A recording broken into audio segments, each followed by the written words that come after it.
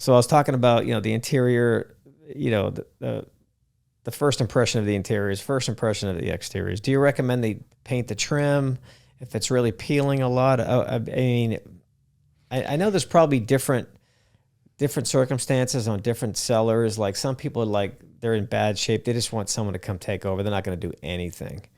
Right. So I'm going to give you 2 examples. The house that I have on the market right now that I put up last week and the one that I sold before it. The one that I sold before the one that I have now, it's a complete and total fixer. She was a collector. My client was a collector. What year was the house built? Do you know? 1956. Okay, that's pretty standard.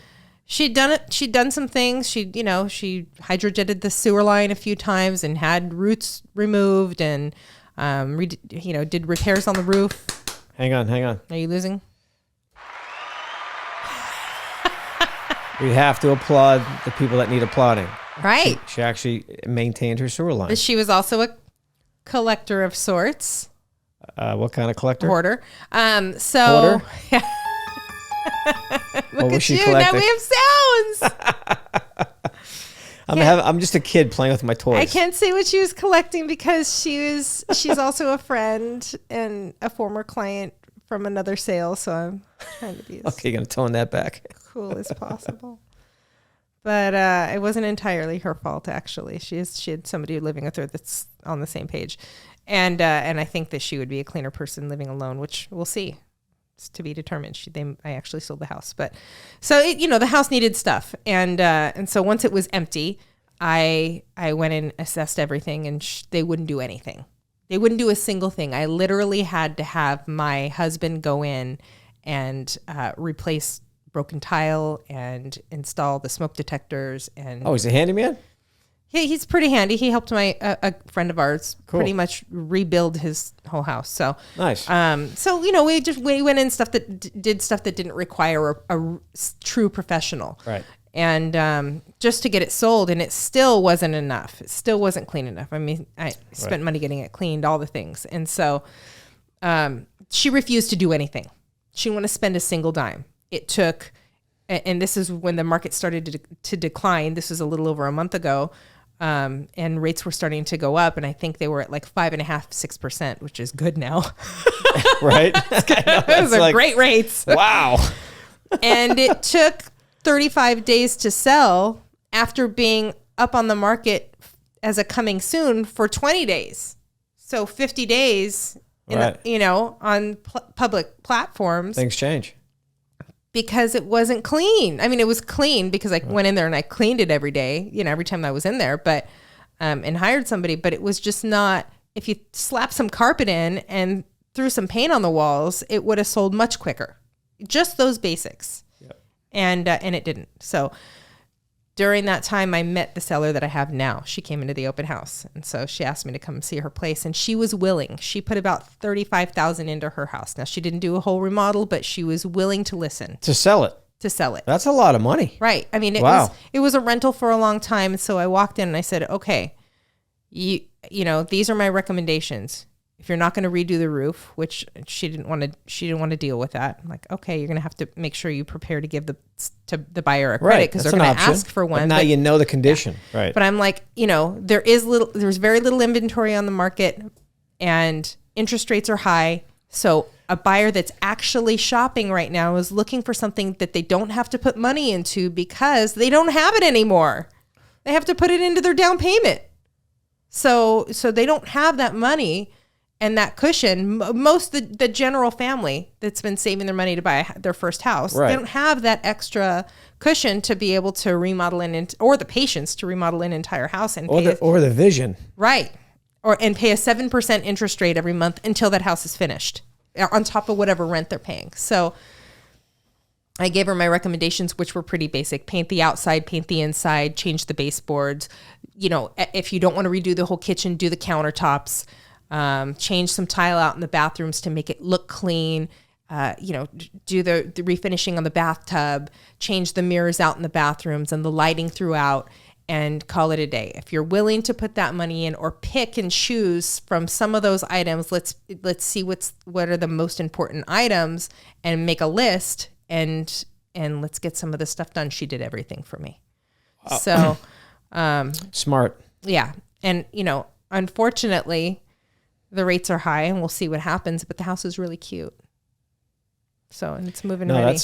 That's really good that she did all that work. I mean, that's a big chunk of change of course, she probably knew how much she was going to walk away with on the house, and that's probably what helped her decision along. Right. Maybe she was like really low on what she owed, and she's like, you know what, I'm going to get it back anyway. So yeah, and she, and I went the extra mile for her. She's an older woman, and I went to Home Depot and picked up the tile, and I went and loaded my truck full of bark, and wow, check you out. Yeah. I went and picked up all the plants to, I see a lot of realtors who are very proactive like that. Just try to help. I mean, it's only helping you in the long run. You're helping each other. And I don't mind doing it because I don't work with 60 clients a month. I don't mind it. I like it. So it's, and whatever. Agents will come to me and say, why do you spend your time doing that? And it's because I like to. Let the truth set you free. Right. There's nothing wrong with that. Right. Why aren't you out there trying to get more clients? Because I don't. Yeah. Because people ask me all the time. Yeah. I get asked all the time, hey, how come you don't have a multiple inspector firm? How come just you? Because I'm happy. Right. I work at my own pace. I take the work I want to take. American dream, right? Yeah. I'm self-employed, successful. It's like, I don't want to have a headache. I've tried having helpers before. It was very stressful. I'm not saying I won't do it in the future as I get older. Maybe I will take somebody in if I can't handle the work anymore when I'm 110.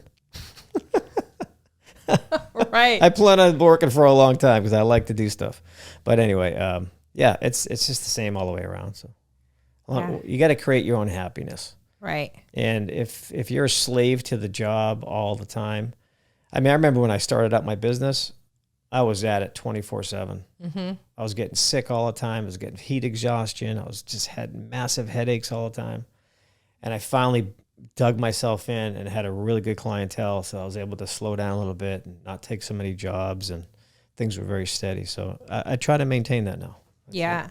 I have moments where I can maintain. I'm kind of like I'm an all or nothing person. So like right now I have 3 rentals, 2 of them with one client, which I'm running, I'm trying not to run myself ragged over, right? You trying to get them rented? Yeah, I'm trying to get them rented. I think I have them all rented, and then I have my listing. So with that, I tend to be working from the moment I open my eyes until the moment I shut them, because rentals they're pretty hectic. Yeah. You have to be really responsive. So I actually just got over being sick.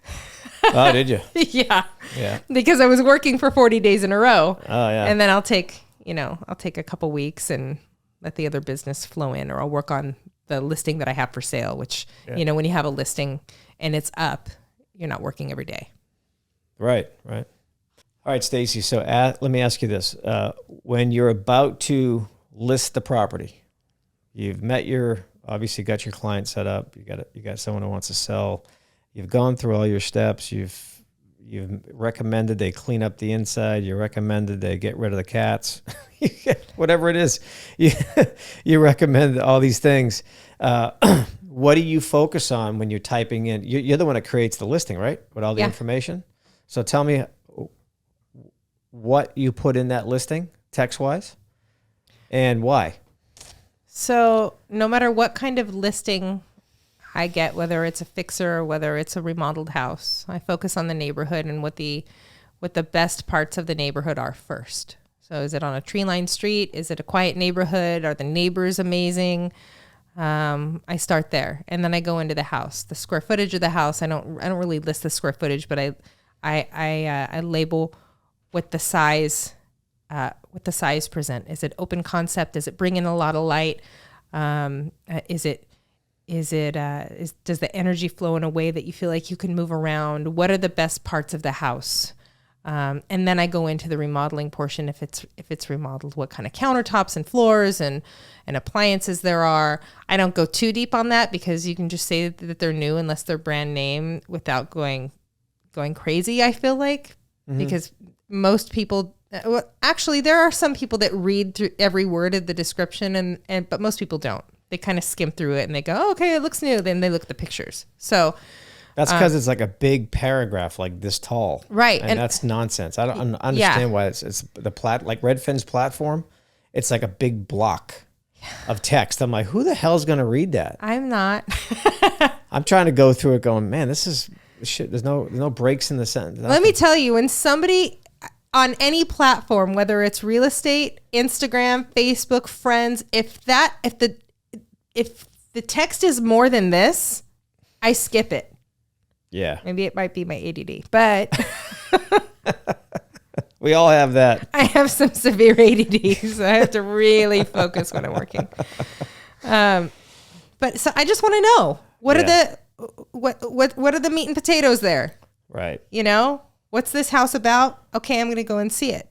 So don't be, I try and be as clean and professional and articulate as possible, because there are descriptions that I read where I'm like, who wrote this? Right. And why? Now, do you feel that your listing is accurate? I do. I make sure that if I don't make it sound bigger and better than it is, but I also don't, if it's not a great listing, I also don't make it sound like a piece of shit. All right. So now I'm going to push now I'm going to push back on you a little bit. Okay. And there's a reason why I asked you that. So okay. I'm not trying to set you up. I'm just trying to make I'll a point. take all of your, you've given me constructive criticism whole time I've known you. Yeah. If you have not personally looked at the furnace because it's in the attic, mm-hmm. if you were unable to access the water heater, if you don't know what type of plumbing's in the house, if you don't know those key things, then your description can't be accurate unless you're just completely leaving those out of your listing. So I'm saying this because it goes to pointing the benefits of a pre-listing inspection. So if you have somebody who knows what they're looking for come through that house and point out, hey, look, you know what? Your furnace is only 10 years old. That's great news. It's way better than saying it's 30 years old. Right. Okay. So if you knew that could go in your listing. Furnace, approximately 10 years old. Air conditioner, approximately 7 years old. So that's letting them know, hey, you know what? It's not an antique system. The water heater, is it tankless? Is it or just a conventional tank? It doesn't matter which one's which, but some people really get excited when they hear a tankless. So if there's a tankless, I'd recommend you put that in your listing. Right. Some people get very excited about that. I do. So if the systems are newer, I definitely put that in the listing. If the systems are older, I do not note it. But if you don't know, my point is if you don't know. If I don't know, I usually ask. And if they don't know, then I don't know. So, some clients are not willing to do, no matter how hard you impress on them that they should do a listing inspection. They don't want to spend the money. I get it. This last woman that I was cat lady was not going to spend. No. She needed Ace Ventura, the pet detective over there. That's what she needed. She really needed to just stop smoking crack. That's a great start. So, and she did eventually. She actually did. And she's clean now, and we're friends. Oh, that's good. Yeah, it's been many years. But during that time, it was very exciting, and there was a lot going on. And so, this woman that I'm working with now that did all of the work to the property, she actually had the property listed in the condition that it was in prior to meeting me. She had a pre-listing inspection with a listing agent that she was working with before me. And so she was able to give me that report. She handed me the report. I skimmed through it, and I was like, okay, these are the things that we need to deal with. Right. And so I said, and if you don't deal with them, you're going to deal with them later. So another inspector is going to come in here, call out the same stuff. Right. And so this is approximately the cost. I've worked with so many vendors with buyers and in other capacities with sellers. It's like that I know the basic costs for certain things. And if I don't know the answers, then I can call my vendors and say, hey, what do you think this will cost? So I can kind of give like a window of what the cost would be for these things to be repaired. and usually buyers will pad their, or they'll if they know their vendors, they'll ask them to pad the cost estimate, depending on the buyer. And so I'm like, this is what you could expect. You can expect for them to come back and say, hey, give me 10 grand. Right. So, or 20 grand or whatever the cost is. And so these are things we should fix so that they're not outstanding, and we can either negotiate on whatever else they're going to ask for or tell them no, they can deal with it themselves. Right. So when you are, I'm going to go back a little bit. When you are actually preparing the house for sale, do you check the air filter for the HVAC? I don't always check it. It depends on the client, but I do ask if it's changed. First and foremost, because if I'm going to be sitting open houses, I want the air to be as clean as possible because I get really sick from allergies. Right. So it's kind of a self-centered tip for you on an older house. So just to give you a tip, on an older house, look for it yourself. Sometimes homeowners have more than one. Ew. And they shouldn't have more than one. Oh, no. It's just a basic, it's one split system. It should only have one filter. And then because when a guy like me shows up with the buyer, I'm like, hey, I found 2 filters in this thing. They're both filled with cat hair, because we're on the topic. That's disgusting. Hasn't been changed in 20 years. Yes. Doesn't even make this brand anymore. Right, exactly. I pulled filters and it was labeled 5 years ago. No shit. Oh my God. And multiple air filters are completely clogged. So we have to deliver that news. By the way, the filters are completely clogged, and that means no one has serviced this system in the past 5 years. Because if an HVAC guy showed up to do that and didn't pull those filters, he should be fired. Anyway, I'm just saying, a little tip for you, check those yourself just to make sure they're good, because more times than not, I show up, everyone thinks everything's perfect, and the first thing I find, before I turn the system on, I always check the filter. Because I want to know that it's going to work. Right. Give me the most accurate temperatures. It's not going to give me accurate temperatures with a filthy filter. I'm going to go home and change my filter. Yes, everybody. Well, we do, but every 3 months, guys, Yeah. boys and girls, everybody listening, if you haven't changed your filter within 3 months, go change it now. If you got cats, dogs, No, I don't have change cats. it every 2 months. I do have a dog. Right. If you have one of those really thick media filters, they're like 4 inches thick. Those are typically good for about six months to a year. I think we have the kind that the high end one that you can hose out. Super expensive. Get rid of that thing. Just go buy some cheap ones. Okay. Don't waste your money. All right. It's just a marketing thing. Is it? Yeah, it's all marketing. Do you know that the air filter is to help you breathe better? Yes. That's for that. No, I'm joking with you. That's not what it is. No? No. Is it to filter? It's to filter out all of the. No. What does it do? The air filter on your HVAC system is to keep the system clean. Oh. It has nothing to do with your breathability. Oh. Such a letdown. Most people think that. That's why I brought it up. Well, Most thank people you. think that. Why haven't you shared this with me in the past? You're saving it up for this time? Well, I just thought you knew. Thanks, John.